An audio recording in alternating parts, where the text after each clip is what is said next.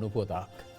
හිටපු ජනාධිපති රනිල් වික්‍රමසිංහ මහතා ලබන 26 වෙනිදා දක්වා ආරක්ෂිත බන්ධනාගාර ගත කරන ලෙස කොටුව මහේස්ත්‍රාත් නිලුපුලි ලංකාපුර මෙනවිය මීට සුළු මොහොතකට පෙර නියෝග කළා.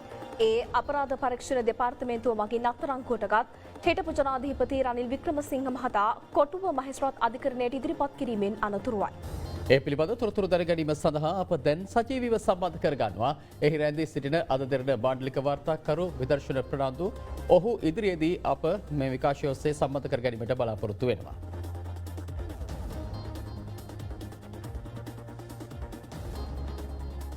ඒ අනුව හිටපු ජනාධිපති රනිල් වික්‍රමසිංහ මහතා ලබන 26 වැනිදා දක්වා ආරක්ෂිත බන්ධනාගාර ගත කරන ලෙස කොටුව මහේස්ත්‍රාත් නිලුපුලි ලංකාපුර මෙනවිය මීට සුළු මොහොතකට පෙර නියෝගය ලබා දුන්නා.